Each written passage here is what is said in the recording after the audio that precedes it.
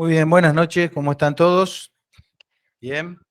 Bueno, con la ayuda del Señor vamos a continuar nuestro estudio bíblico.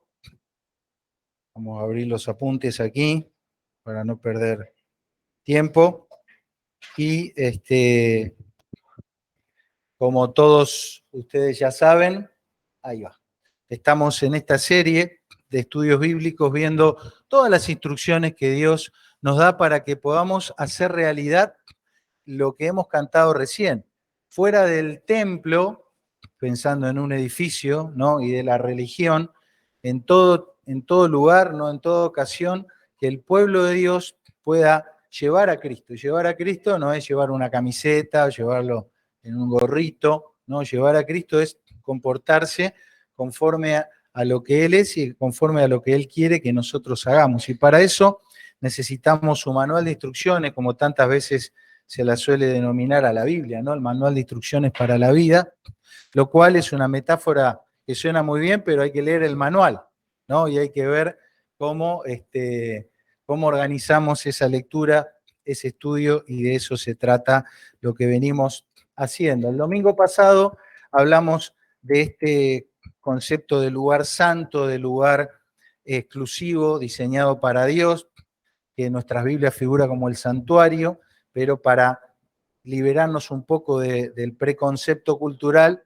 lo denominamos con su nombre bíblico hebreo el Mikdash, y hemos dicho que ese santuario es nuestro cuerpo en un sentido, gracias, y en otro sentido es la comunidad, el conjunto de creyentes, ¿no? Y estuvimos viendo cómo en ese lugar hay que hacer varias cosas.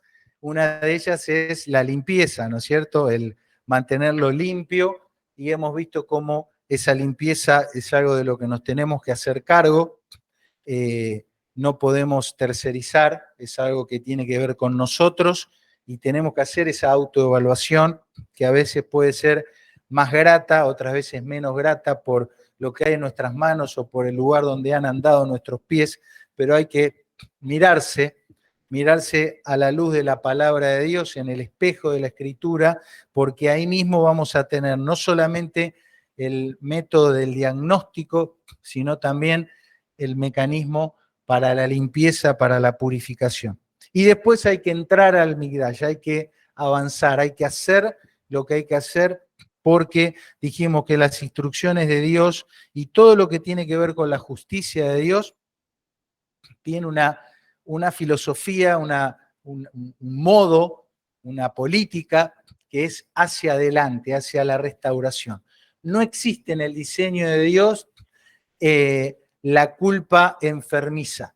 No existe en el plan de Dios la angustia eterna por, como decimos vulgarmente, el llanto por la leche derramada. ¿Se te derramó la leche? Bueno, mi viejo, hacete cargo, haz la confesión y empieza el proceso de la restauración de todas las cosas, que Dios provee lo necesario para que eso suceda, ¿sí? El quedar afuera del santuario, en una autoexclusión, lamentándose y diciendo qué malo que soy, o qué malo que fui, o qué mal que me fue, eso es meramente un acto de soberbia, de orgullo, de una pseudo humildad, que en realidad es un orgullo encubierto. Debemos humillarnos delante de Dios, reconocer, confiar en el perdón de Dios, en la restauración de Dios y avanzar. Hemos hecho este énfasis importante también de que esa limpieza que todos necesitamos al guardar su palabra requiere, exige un abordaje integral. Si no podemos elegir solamente los aspectos de la Escritura que a nosotros nos parezca o que nos convenga o que siga nuestro criterio, ¿sí? A priori, es decir, si vos querés tener un prejuicio antes de enfrentarte, ¿viste? Voy a leer la Biblia, a ver cómo me voy a predisponer, qué voy a, cómo me voy a preparar. Bueno, tu prejuicio y el mío tiene que ser lo que encuentre acá tengo que hacer, ¿sí? Lo que dice acá yo lo tengo que hacer. Después tengo que ver cómo lo hago, de qué manera, ¿no? Y ahí hay todo un proceso y eso estamos intentando hacer, estudiar, a ver de qué manera. Pero prepárate psicológicamente, intelectualmente, despojate de todo otro tipo de prejuicio, e inclusive de educación que recibiste antes, y predisponete de Génesis a Apocalipsis a que Dios te diga, a ver, ¿cómo hago lo que acá dice? ¿Está? Y después, con esa predisposición, abordamos el texto bíblico y va a ser muy diferente, ¿sí? Lo digo con todo respeto, con toda humildad, es el ejercicio que yo estoy intentando hacer y por supuesto leo y me choco con mis propios preconceptos, mis propias autoexcusas, ¿no? Entonces es un ejercicio permanente que tenemos que hacer. Lo otro que habíamos visto el domingo pasado, entrando a describir un poquito este lugar, es que en lo que era en ese momento el santuario, había una serie de elementos, ¿no? de cosas que tenían una simbología, vamos a comentar algo de eso, pero uno de los elementos que había ahí eran lámparas, ¿sí? Y había una especial que era la llamada la menorá, que era esa lámpara con varios brazos, y la instrucción era, habíamos dicho, de mantenerlas como siempre encendidas, ¿sí? Tenía que estar ardiendo. Y habíamos comentado cómo esa lámpara, esa menorá, se encontraba enfrentado a otro elemento constitutivo de ese lugar, que eran unos panes, ¿sí? Unos panes. Y esos panes tenían un nombre, ¿recuerdan? El nombre era los panes de cara o de rostro, ¿sí? Porque estaban de cara o enfrentados ¿a quién? A la luz de la menorá, que representa la luz de Dios. Entonces, Dios quiere estar de cara, de rostro, ¿a quién? A nosotros, porque esos panes van representándonos a nosotros. ¿Sí? Buscamos una manera de entender y de bajar a la vida práctica esta instrucción, ya que a la fecha no hay ni tabernáculo, ni templo, ni menorá, ni panes de caras. Entonces, ¿cómo hacemos con todo eso? Bueno, tratamos de llevar un argumento bíblico y finalmente decimos que la luz que alumbra al mundo y la luz que quiere estar de cara a las personas, indudablemente es Cristo. Por lo tanto, en tener encendida la lámpara ya no es con aceite, es levantar en alto el mensaje del Evangelio y anunciar las virtudes de aquel que precisamente nos llamó de las tinieblas a su luz. Ven que tiene una coherencia conceptual y bueno, en ese camino estamos como lo hemos cantado hace un ratito. También hemos visto cómo hay otro aspecto que tiene que ver con la luz y la luz de Dios y tiene que ver con nuestra condición. ¿Cuál es nuestra condición? La de hijos de luz. Y por lo tanto, como hijos de luz, tenemos que mostrar esa luz. Pero profundizamos la idea de hijo diciendo que un hijo es más que un descendiente biológico, es mucho más que eso. Y es aquel que hereda algo, o sea, que le es dado algo, pero es también quien muestra en su conducta quién es su padre, de tal manera que vos podés conocer al padre a través del hijo. ¿Sí? Observen que eso mismo es lo que hizo Jesús. A Dios nadie, al Padre nadie le vio jamás, pero ¿cómo le conocemos? Por medio del Hijo. ¿Te das cuenta? Que tiene mucho más que ver con la conducta, con el rol hijo-padre, que con una cuestión de cromosomas. ¿Sí? El hijo es aquel que vive conforme a las características de lo que recibió, heredado, y es un representante de la identidad que porta, la identidad de ser hijo, en este caso de Dios, hijo de la luz. Y es lo que se ve. Es lo que se ve. La luz de Dios no se ve, ¿sí?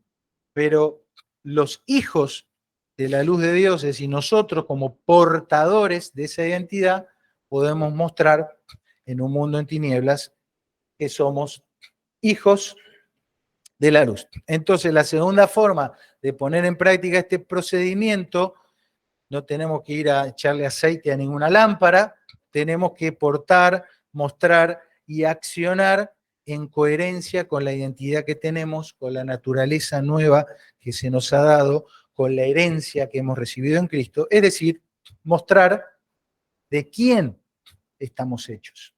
Mostrar de quién estamos hechos. ¿Sí? Muy bien. Hoy vamos a continuar un poquito más en el Mikdash, porque hay mucho ahí para ver, hay mucha instrucción, y lo he titulado Creciendo, y cuando pensaba en esto, me vino a la mente una cosa que me enseñó un tío mío, que es, él es músico, ¿no? Pero no es guitarrista nomás, él es un capo, es un profesor, un maestro de reconocimiento internacional. Entonces un día le pregunté, ¿cómo puedo hacer para aprender música? Quiero aprender y quiero tocar como él toca y componer. Me dice, es muy fácil, es como subir una montaña, igual. ¿Y cómo se sube la montaña? Dice, desde abajo, y tenés que tomar un ritmo, ¿sí? ¿Y qué tenés que hacer con ese ritmo? Lo mantenés. Al principio vas a avanzar poco, ¿sí? Vas a subir poco, pero si vos mantenés el ritmo, a medida que surques el camino, al mismo ritmo cada vez vas a avanzar más, ¿sí? Entonces al principio hay do, sol, ¿viste? Es una tortura y parece que no avanzas nunca, pero si mantenés el ritmo, después vas cada vez más rápido, ¿sí? Entonces, bueno, en eso estamos, como irán observando y lo que vamos a ver hoy, de eso se trata, de mantener un ritmo, ¿sí? No vamos a afanar por llegar a la cumbre, al pico, y decir, bueno, ya quiero conocer todas las instrucciones y las quiero hacer, ¿no? Tranquilo, vamos despacito. Y algo interesante también es que mientras vas subiendo la montaña, van cambiando los paisajes, ¿viste? Van cambiando los paisajes. Entonces, nosotros vamos cambiando, nuestras circunstancias van cambiando, las personas van cambiando, pero nosotros, por ejemplo, como congregación, como templo santo para Dios, tenemos que tener un ritmo también. Y van a ir cambiando cosas. Hay gente que ya no va a estar, algunos se van a ir, otros van a venir, algunos van a claudicar, otros van a perseverar, las circunstancias del país, todo eso va a ir cambiando, pero no importa, eso es parte del paisaje que vos te vas encontrando mientras vamos haciendo lo que tenemos que hacer, ¿sí? Y vamos ascendiendo en nuestra carrera como creyentes, que es una maratón más que una carrera de velocidad, ¿no es cierto? Muy bien. Entonces hoy vamos a ver 3 instrucciones, cortito y al pie. Dice así, el fuego encendido sobre el altar, ahora estamos hablando de un altar, ahora les voy a mostrar una fotito, no se apagará, ¿sí? Sino que el sacerdote pondrá en él leña cada mañana, ¿sí? Entonces imagínate un altar, que era más que nada, más que un altar, era un fogón, ¿sí? Una parrilla grande, y ahí tenía que haber leña todo el tiempo. ¿Por qué? Porque el fuego, ¿qué iba a hacer? No se iba a apagar. Bueno, y ahí te habla del holocausto, hoy no vamos a hablar de esto, que es todo lo que se quemaba ahí, ¿no? Ese es otro tema para otro momento. Pero dice al final, el fuego arderá continuamente en el altar, no se apagará. Te pregunto, ¿esto es una instrucción? ¿Es un mishpat? ¿O es una promesa? ¿Es un hok? ¿Es una promesa? ¿O una instrucción? ¿Una instrucción? ¿O una promesa?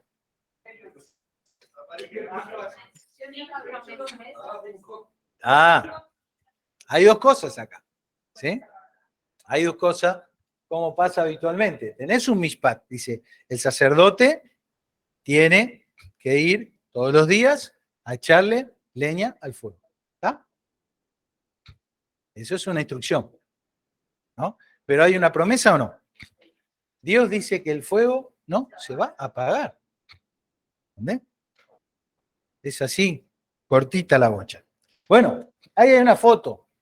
Es la única que encontré, perdón. Algunas, o casi todas son muy de mala calidad. Me carga Samu porque son fotos, ¿cómo es que decís vos? No sé, bueno, de baja resolución. Me la dijo así en lenguaje de ellos y tuve que ir al diccionario a ver qué era lo que me quería decir Samu. Bueno, ¿cómo empezó el fuego en el altar? El altar era esto, ¿viste? Ya te digo, un fogón estaba delante, ahí se ponía un montón de cosas y se quemaba todo ahí. Los holocaustos, las ofrendas. ¿Cómo empezó el fuego ahí? Empezó como dijo Dios que iba a empezar, con una promesa, es decir, con la palabra de Dios. Es decir, Dios mandó fuego y ardió la llama. El fuego vino del cielo, ¿sí? Por eso que el fuego no se iba a apagar, porque lo mandó Dios, ¿sí? El fuego vino del cielo y después estaba la instrucción de había que echarle leña al fuego. Bueno, indudablemente acá hay una metáfora, hay una simbología que la tenemos que analizar y después vamos a insistir en esto, pero básicamente podemos decir que el fuego representa la presencia de Dios. Dios hizo presente ahí con el fuego, ¿no? Habló de yo estoy acá, esto que está haciendo está bien, entonces por eso yo estoy acá, si no, no hubiera aparecido el fuego, ¿no? En ese contexto. Pero también indudablemente el fuego habla de juicio. Siempre que veas en la Biblia fuego, está relacionado con algún tipo de juicio. Ya dijimos que es lo mejor que nos puede pasar, es estar bajo el juicio de Dios, ¿sí? Porque ahí tenemos todo el marco legal y lo que Dios ha provisto para que ese juicio de Dios nos provea el perdón, si es que así lo buscamos. Y el fuego también, indudablemente, habla de purificación. Entonces, veamos qué más hay en esto, ¿no? Porque, digamos, la palabra que tenemos que desglosar acá y ver cómo la aplicamos nosotros tiene que ver con esto, ¿no? ¿Cómo le echamos leña al fuego?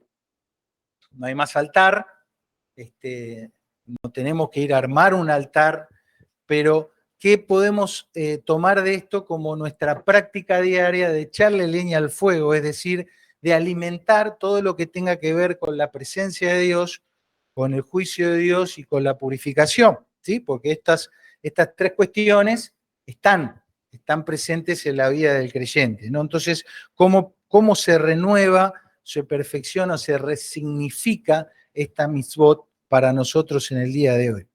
Bueno, es una forma de plantearlo, esto no es absoluto ni es punto final.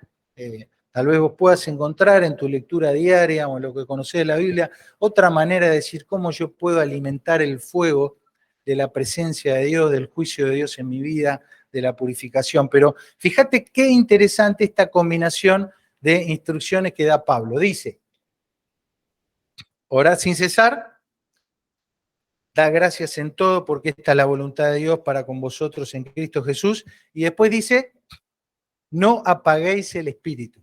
¿Ves que hay una cosa ahí, ¿no? ¿Por qué Pablo habla del espíritu, habla de apagarlo, fuego, presencia de Dios? Ya hubo otra manifestación del Espíritu de Dios en forma de llama de fuego, como ustedes conocen. Entonces, quiero hacer este punto acá, la relación entre orar sin cesar con echar leña al fuego, con no apagar el espíritu. Me parece que hay ahí un patrón, hay una idea que nos puede servir. Entonces, la forma de alimentar con leña el altar para nosotros podría ser a través de la oración. ¿Sí? Bueno, pero ahora viene la pregunta. No la vamos a hacer tan fácil, ¿no?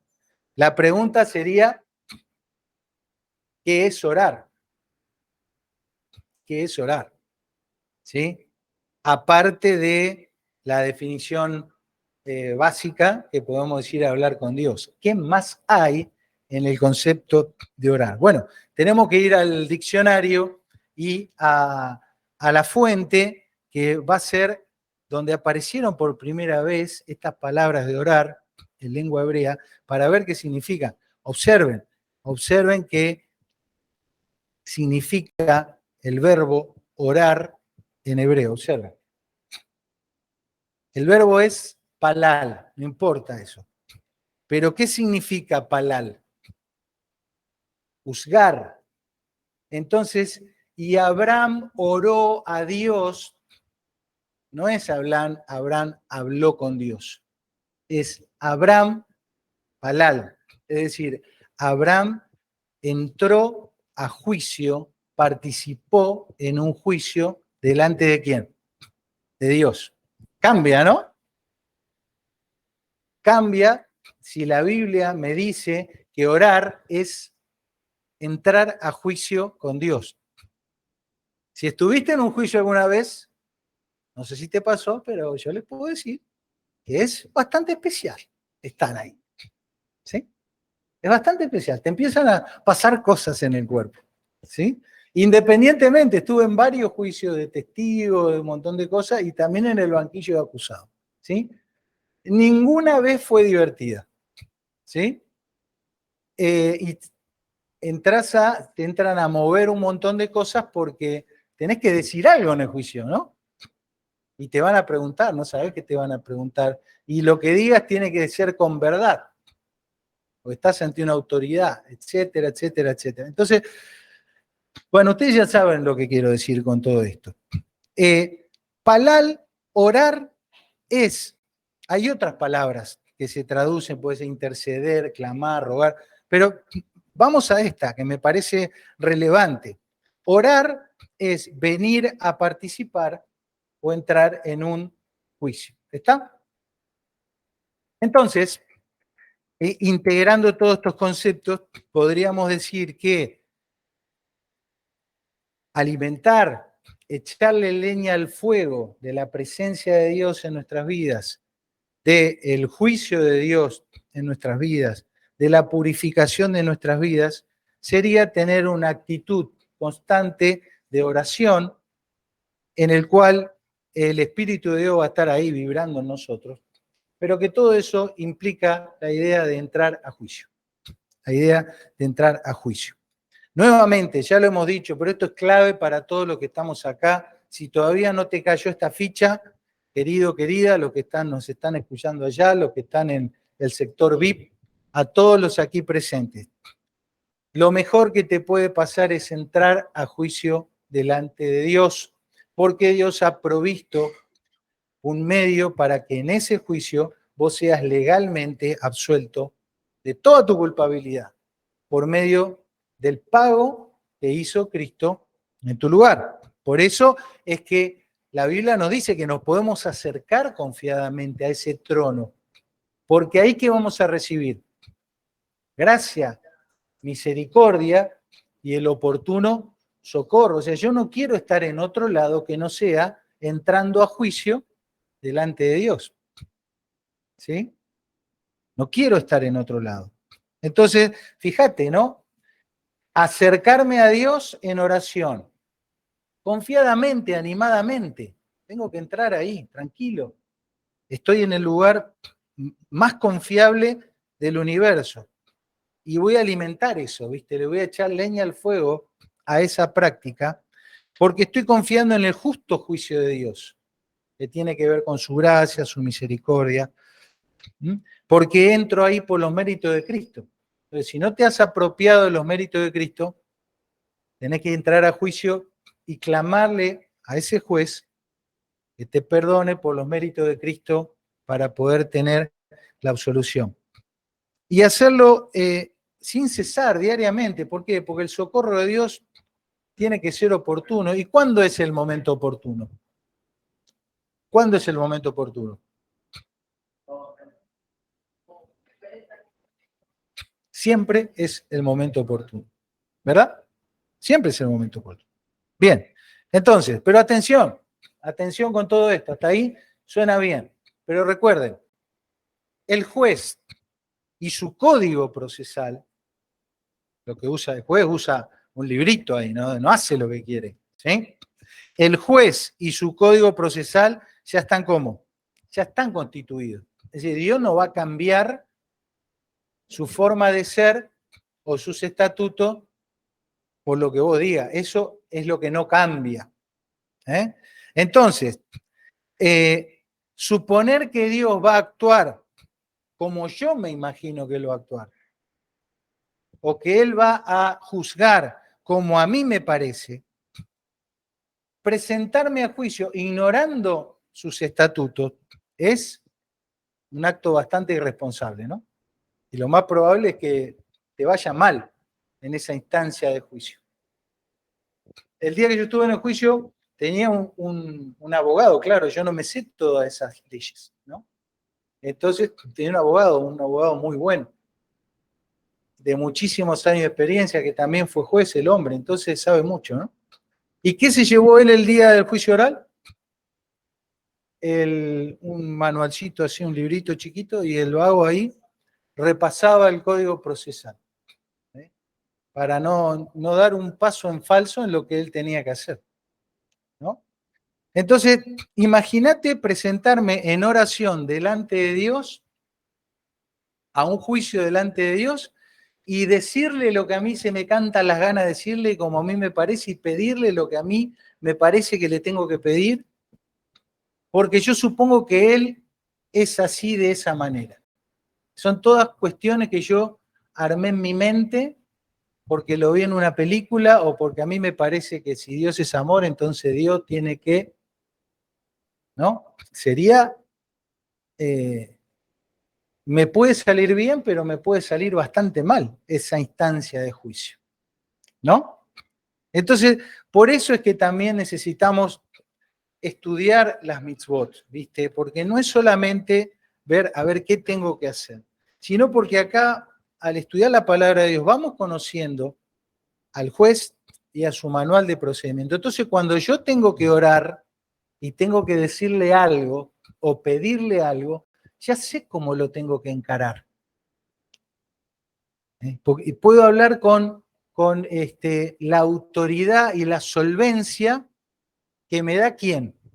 El conocer cómo Dios piensa, cuáles son los criterios del juez y cuál es la normativa que él sigue. ¿Está? Entonces, hay muchos ejemplos de la Biblia. Rápido, fíjate, ora Moisés. Moisés oró en presencia del Señor, es decir, entró a juicio. ¿Y qué le dijo? Oh Señor, ¿por qué se encenderá tu furor contra tu pueblo que tú sacaste de la tierra de Egipto con gran poder y con mano fuerte? Entonces vos podés entrar a juicio a Dios haciendo mención de qué? De las obras de Dios. Porque si Él lo hizo así en alguna ocasión, ¿cómo lo va a hacer ahora? Igual, con el mismo criterio, porque Dios no cambia. ¿Sí? Eso es alabar a Dios. Mencionar los hechos portentosos de Dios. Hace una lectura de las oraciones que puedas encontrar en la Biblia, vas a ver que estas personas reconocían, mencionaban las acciones de Dios. Otra cosa, oré al Señor en aquel tiempo diciendo, Señor, tú has comenzado a mostrar a tu siervo tu grandeza y tu mano poderosa, porque ¿qué Dios hay en el cielo ni en la tierra que haga obras y proezas como las tuyas? Se acomoda el vago al toque con un piropo ahí, ¿viste? Entonces, honrar a Dios es darle el debido valor que Él tiene. Entonces, fíjate si vos en alguna de estas oraciones podés mencionar esto. Habitualmente decís algo parecido a esto en tu oración. Yo me di cuenta que muchas veces no, digo lo que tengo ganas de decir. Pero me encuentro escaso de palabras para mencionar los hechos portentosos de Dios y para que salgan de mi boca los piropos, las palabras galantes y decorosas que valoren a Dios por lo que Él es y por lo que Él ha hecho. Otra, no hay como el Señor, porque no hay ninguno fuera de ti. Fíjate que acá Samuel está orando a Dios, está entrando a juicio delante de Dios. Y no hay refugio como el Dios nuestro. ¿Sí? Entonces, ¿qué está haciendo acá Samuel? Está reconociendo los atributos de Dios. ¿Quién es Él? Entonces, fíjate si vos le caes al juez así de una de entrada, ¿no? Y le decís todas estas cosas. Ya, arrancá, ganando como loco, ¿no? Ruegos. Fíjate, va a rogar, va a pedir, ¿no? Va a pedir Nehemías. Pero antes de pedir, el tipo, te ruego, Señor, Dios de los cielos, fuerte, grande y temible, que guarda el pacto y la misericordia y sus mandamientos. Entonces acá Nehemías alaba a Dios porque habla de cómo Dios ha guardado el pacto, adora a Dios, habla de sus atributos y trae a la mesa del juicio, de la oración, ¿qué cosa? Los mandamientos, las promesas, la metodología, y ahí va a hablar. Esa es la conversación. Jesús, vosotros pues oraréis así. Fíjate, Padre nuestro que estás en los cielos, santificado sea tu nombre. Explicamos esto, ¿recuerdan? ¿Qué era santificado? Distinguido. ¿Y qué más? Sea tu nombre, o sea tu fama. Eso es lo que significa el nombre de una persona, es la fama. El nombre habla de quién esa persona es. Entonces arranca la oración con una expresión de deseo, que tu nombre, que tu fama se distinga en todos lados. Y después arranca con el pan nuestro y todo lo demás, ¿entendés? Pero de una. Entonces, son contenidos que tenemos que ver. Bueno, hay mucho más, debo avanzar. La segunda instrucción dice así: el sacerdote se pondrá una vestidura de lino, vestirá calzoncillos de lino sobre su cuerpo, y cuando el fuego hubiere consumido el holocausto, ya todo esto, apartará él las cenizas de sobre el altar y las pondrá junto al altar. Después se quitará sus vestiduras y se pondrá otras ropas y sacará las cenizas fuera del campamento o lugar limpio. ¿Cuál es la instrucción? ¿Sobre qué tiene que ver la instrucción? Lo que hay que hacer con qué. La ceniza. Hay otras instrucciones, pero esta, que subrayo, ¿cuál es? Hay que juntar las cenizas, ¿sí? Las cenizas de lo que quedó, de que se consumió todo lo que hubo en el holocausto. Entonces, el tema acá es las cenizas, ¿sí? Entonces, antes de avanzar sobre esto, díganme, ¿qué tienen en común todas las fotos que van a ver ahora? ¿Qué tienen en común todo lo que van a ver ahora?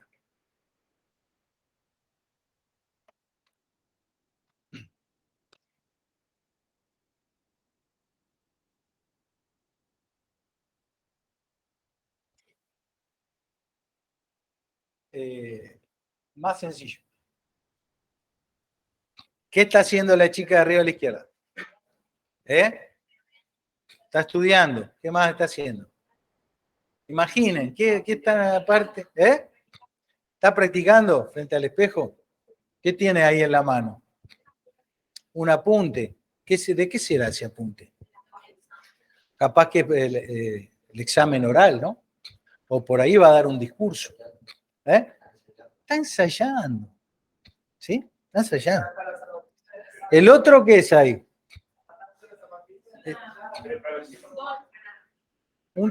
Un tutor ahí para qué?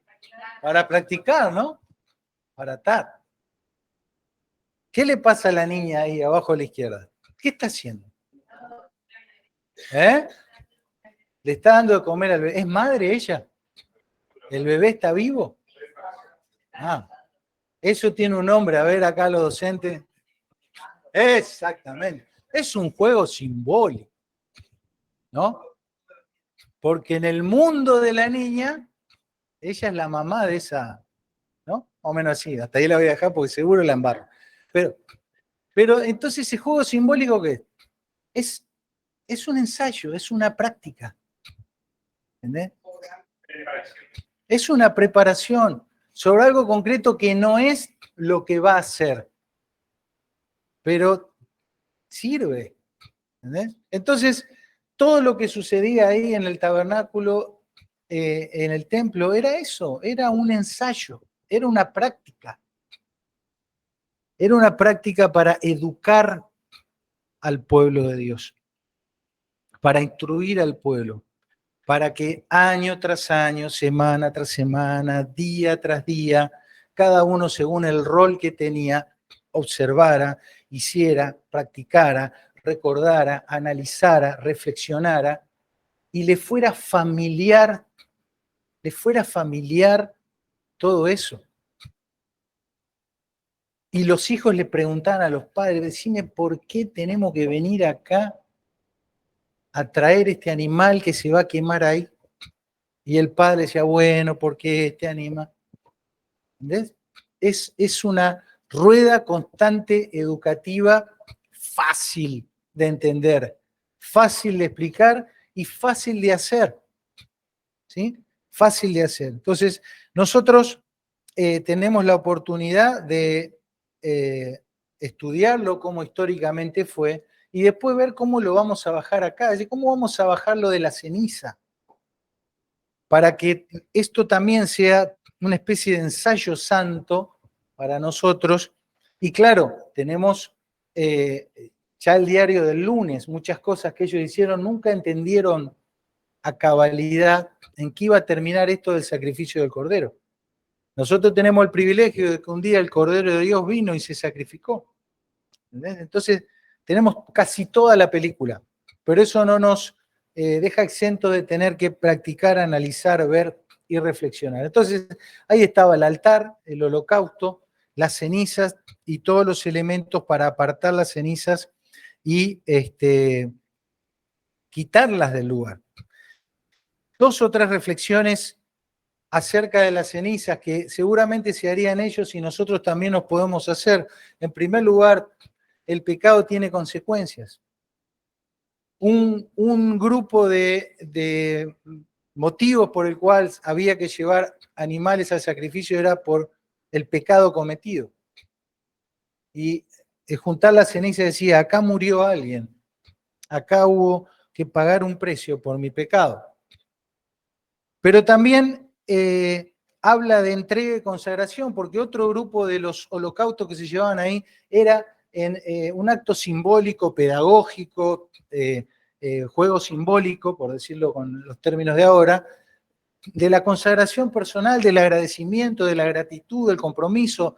Por esos motivos también se llevaban sacrificios, holocaustos. Entonces, las cenizas también son eso, es la entrega y la consagración, en algo que ellos lo podían ver, la ceniza. Había una conexión entre lo sacrificado y la ceniza, porque las cenizas se usaban después para otras cosas, porque tenían relación, mantenían la continuidad. Entonces, nuestra unión con el Cordero de Dios que quita el pecado del mundo, con el sacrificio de Cristo, tiene una continuidad, no se terminó ahí.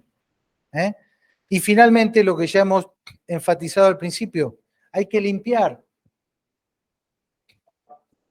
lavarse y seguir. ¿Entendés? No puedes juntar la ceniza de todo lo que hubo que sacrificar por todo la macana que te mandaste y que vas a caminar por arriba de la ceniza, 1 metro de ceniza, no. Limpiá, sacá, hay que seguir, hay que limpiar y hay que seguir. Esto me hace acordar a esa expresión hermosa de Hebreos, donde le dice a estos creyentes que se estaban desanimando, ¿cómo les dice? Vamos adelante, vamos adelante. La carrera del creyente es hacia adelante, pero vos te imaginás, como me lo imagino yo, vamos adelante, ¿qué es? A la meta, ¿no? Ahí, dale con todo, ¿no? Esta no es un estudio de autoayuda para que vos le des con todo. Vamos adelante no es así. Vamos adelante es así. Porque de hecho, lamentablemente, la traducción en español se queda corta, porque no es en voz activa, es en voz pasiva. ¿Y qué significa cuando un verbo es en voz pasiva? Que hay una acción, los verbos son acciones, ¿no? Pero no es una acción que vos haces, sino que se te hace, vos participás de la acción, pero no no surge de vos eso. Entonces lo correcto sería, seamos llevados adelante. Como el velero que tiene que estar ahí, pero es impulsado por el viento que llena las velas. Y me voy por las ramas, pero ya saben que esto aparece en la Biblia en un montón de otros lados, este mismo concepto. ¿Sí? Entonces, vamos adelante, pero no es poner lo mejor de vos, querete, no. Vamos adelante exponiéndonos a que el Señor nos lleve.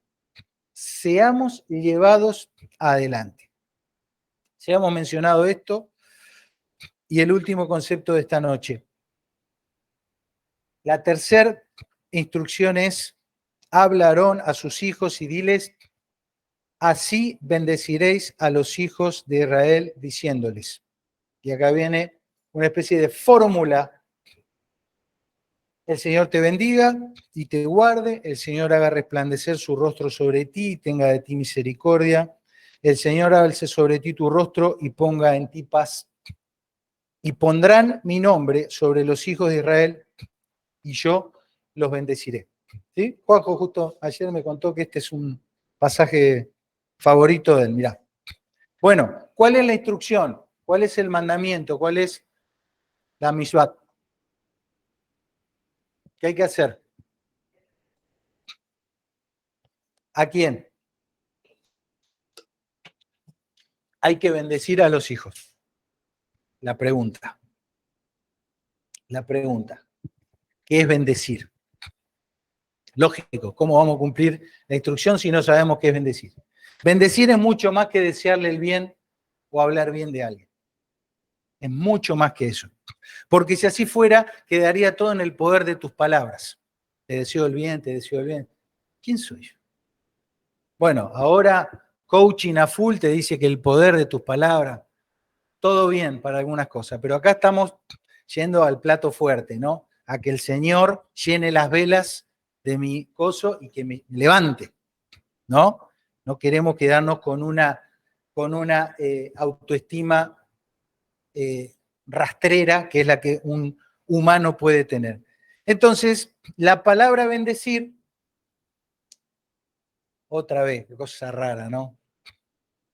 Para nosotros raro, pero para ellos era sencillo. Rodilla, rodilla, rodilla. Bendecir a tus hijos rodilla. O decir, no, pará un poco.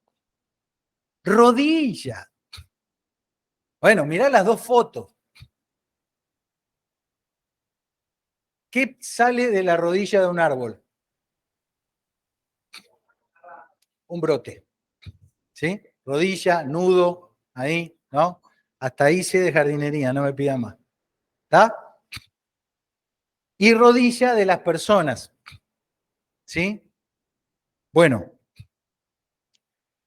la idea de bendición tiene relación con el concepto de estar injertado en algo y que de ese lugar, como puede ser el tronco de una rama, se desprenda otra ramita que sola no podría hacer nada, pero que al estar injertada en el tronco principal recibe la savia para vivir, para crecer, para dar fruto y para reproducirse. Bendecir, rodilla, brote, injertado. ¿Estamos hasta ahí? Entonces, claro, ellos lo veían, es decir, rodilla del tronquito, sale el brote, ahí está la idea, el concepto de bendición. Entonces, ser bendecidos consiste en ser un brote de o estar injertado ¿a quién? Al tronco, ¿sí? Al nudo o la rodilla del tallo del cual mana la vida. Por eso se dice que Dios es bendito. ¿Vieron? Muchos salmos dicen bendito Dios. ¿Por qué Dios es bendito? Porque está lleno de injertos. Está lleno de nudos de los cuales salen ¿quién? Sus hijos. Por eso Dios es bendito. ¿Sí? Después se los dejo para que lo lean. Pero era una práctica en aquella época, lo pasé rápido para molestar nomás. Ahí está, fíjate, solamente el de arriba. Ustedes conocen esta historia. Le dijo, Abraham, la mujer de Abraham le dijo que tuviera intimidad con su esclava. Era una práctica de esa época, está mal eso, ¿sí? Pero era algo que se hacía. Pero quiero sacar el concepto cultural, ¿sí? Fíjate, dice, y ella dará a luz sobre mis rodillas y yo también tendré hijos de ella. Era una ceremonia. Nacía el bebé y la dueña de la casa se lo ponía sobre las rodillas y simbólicamente, ¿qué estaba diciendo? Este ahora es un brote mío. ¿Está? Era un acto simbólico, no estamos viendo el tema moral acá ni nada de eso. Pero observan cómo está ahí. Entonces era un simbolismo. Apoyarse un hijo, una criatura en las rodillas era prohijarlo, adoptarlo, hacerlo heredero, darle la bendición y decirle, este es mi hijo. ¿Sí? Pasó también con los hijos de José, pero se nos va. Entonces ahí, como dice abajo, ceremonias de prohijar o de adoptar, transformar al mero descendiente en un verdadero hijo, en un verdadero heredero. Es decir, vos podías tener muchos descendientes, pero al que sentabas en las rodillas, ese era tu heredero, ese era tu brote. ¿Está? Muy bien. Entonces, ¿cuál es el mishpat? La instrucción, el mandamiento es que tenés que bendecir a tus hijos. Pero ahora ya entendemos más qué es bendecir al hijo. ¿Sí? Entonces, es desearle que el Señor te ¿qué? Te adopte, que te haga su hijo, que seas injertado en él. ¿Qué le podés desear a tu hijo? ¿Cuál puede ser tu mayor anhelo? Que sea injertado, que sea un brote, ¿de quién? ¿Tuyo? No, de Dios. Ese es el mayor anhelo, el mayor deseo, y esa es la expresión que Dios nos manda que tiene que salir de nuestra boca hacia nuestros hijos. Porque lo vamos a desear y al mismo tiempo le vamos a estar diciendo a ellos cuál es el plan de Dios para sus vidas. Que se injerten en el Señor. ¿Sí? Entonces después lo otro, lo de arriba, que el Señor resplandezca su rostro, es lo mismo, con la simbología de la lámpara y el pan de cara, pero es lo mismo. Está en la experiencia de vida de esa relación íntima. Y después dice al final, y pondrán mi nombre sobre los hijos. Nuevamente, poner la fama de Dios, la identidad de Dios, liga a Dios mismo con tu hijo. Y dice, o es decir, yo los bendeciré. ¿Te das cuenta? Que Dios te bendiga es que Dios ponga su nombre, su fama, su identidad en ti, o en este caso, en tus hijos. El procedimiento es bendecir a nuestros hijos, eso está claro.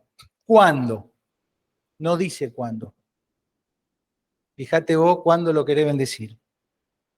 ¿Cómo?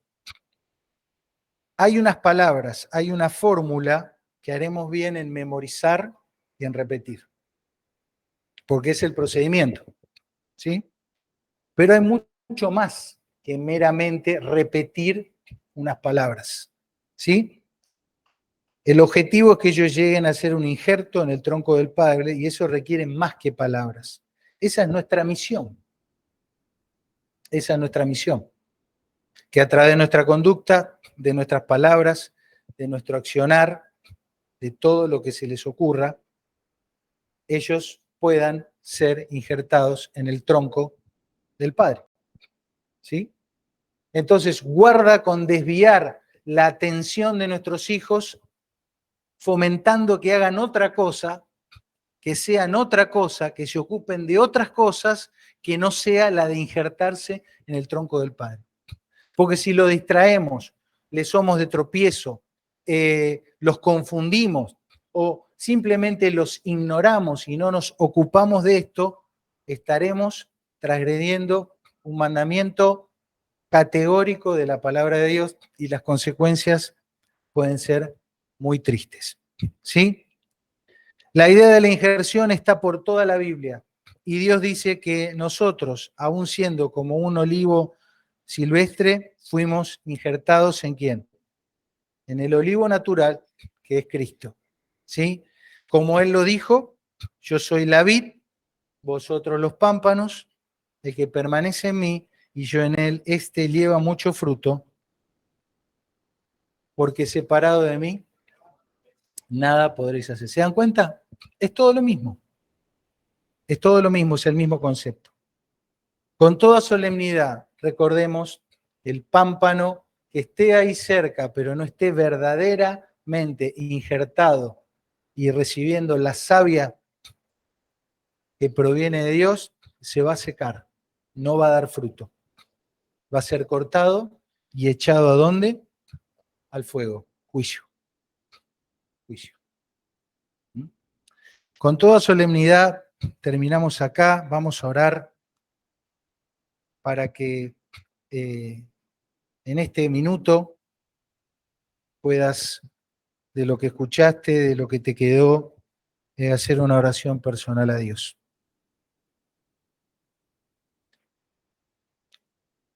Es tu momento, hemos hablado muchas cosas, de entrar a juicio a Dios sabiendo lo que tenemos que decir en una oración que eche leña, que haga arder su presencia en nuestras vidas. Hablamos de estar de cara a la luz del Señor cada día. Hemos hablado de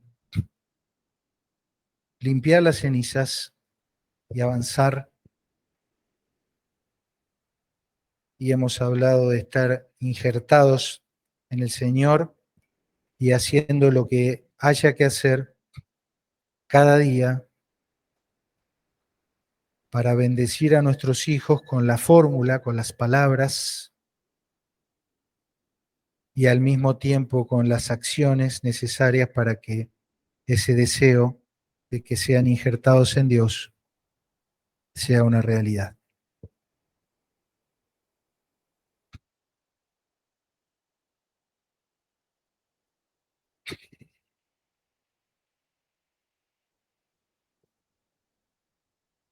Gracias a Dios por esta noche, por la palabra recibida, por las instrucciones dadas, por la promesa de tu presencia, del fuego que no se apaga y de la savia viva de tu vida, Señor, que puede correr en nuestras venas para que estemos nosotros vivos y llevando fruto y permaneciendo en ti. Señor, que podamos hacerlo realidad e influenciar a todos los que nos rodean, aquellos que tenemos hijos biológicos, pero aquellos que también podemos prohijar a otros, influenciar a otros a nuestro alrededor, para que tengan la misma experiencia, Señor. Gracias por todo. Dejamos en tus manos esta semana que podamos recordar tus enseñanzas y ponerlas en práctica cada día, Señor, en un ejercicio permanente, en un juego simbólico, en un ensayo y al mismo tiempo en cosas reales, tangibles, conforme a lo que tú nos pides. Gracias. Oramos en el nombre de Jesús, nuestro Salvador. Amén. Buenas noches, queridos.